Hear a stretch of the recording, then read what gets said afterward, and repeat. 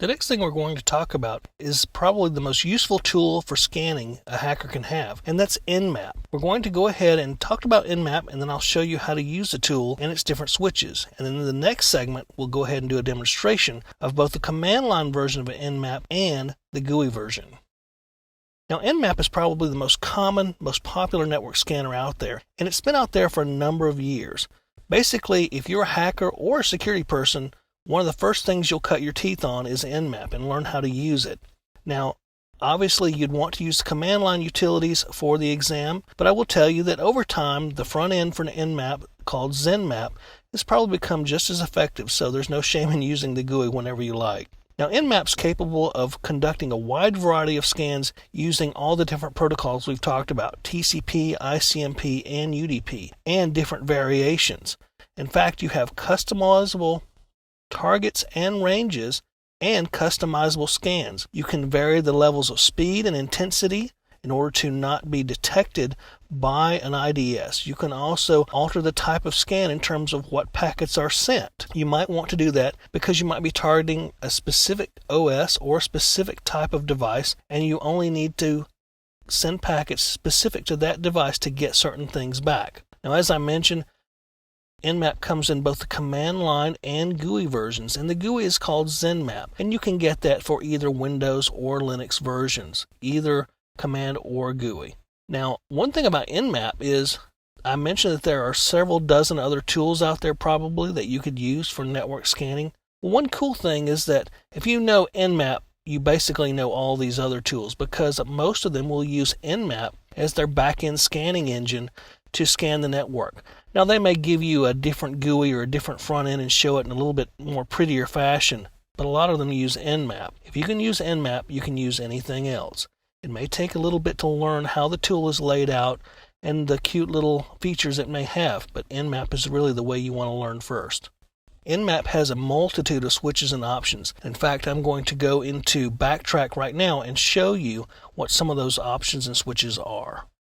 Okay, we're in Backtrack 5 Release 3, and what I want to do just really quickly is show you a little bit about Nmap and what the switches are. Now, we're going to, in our next session, actually run Nmap from the command line, and I'll also show you the Nmap, the GUI front end for Nmap as well. Now, to get Nmap to execute, obviously you have to have the package downloaded on your box, and you can do this for Windows or Linux. If you're using Backtrack, Nmap is automatically installed on the box. In fact, in a lot of different Linux distributions, Nmap is already installed. You don't have to do anything. So all we have to really do is type in Nmap, and we'll hit enter, and we get a lot of information. Let's scroll up a little bit and see what we got.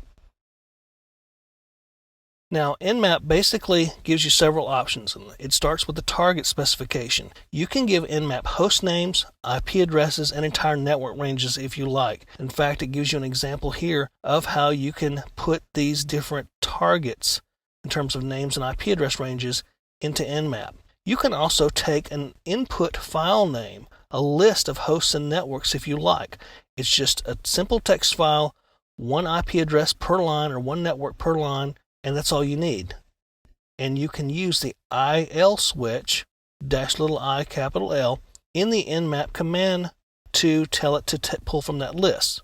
So if you already have a list of targets, you can pull that in. You can also, out of a range, tell it to choose random targets, because a lot of intrusion detection systems will pick up when you scan sequential IP addresses. So if you use random ones within that IP address range, that might help you get a more stealthy scan. As far as host discovery goes, again, several options here. You can do a ping scan where you don't scan ports, obviously. You can do TCP SYN, ACK scans, UDP, and so forth. So you can really customize the way you scan the box itself. Different scan techniques, TCP SYN full connect scans, simple ACK scans, and so forth. You can also do UDP scans. Everything is in the switches, and you really should know the switches for the exam, the common ones, the -ST, the -SU, and so forth. Some of these are particularly interesting types of switches and options because they can help you go stealthy in a scan. So it would be a good idea to learn how some of these techniques work, and some of them use multiple switches and options to get a particular technique to work. You can also specify port ranges if you're scanning UDP or TCP. You can get versions of a particular operating system and application. You can do OS detection, that's OS fingerprinting, where you grab banners to see what kind of operating system is out there. And you can also guess the operating system based upon the replies back you get from the host. There's firewall and IDS evasion techniques that are out there. Again, it's a very simple program to use, but it has a lot of complex variations and switches that even probably most experts don't use every day. So it's helpful to study some of this stuff, especially prior to the exam, so you can figure out how this works, and definitely practice with Nmap. Use different scanning techniques. Use some of the stealthy scanning techniques in particular. You can also specify the output that you get, what format you get it in if you want to input it into something else. And there's other miscellaneous types of switches. Also, the help gives you different examples that you can use to construct a good Nmap query. So in our next session, we'll actually run an Nmap scan from the command line.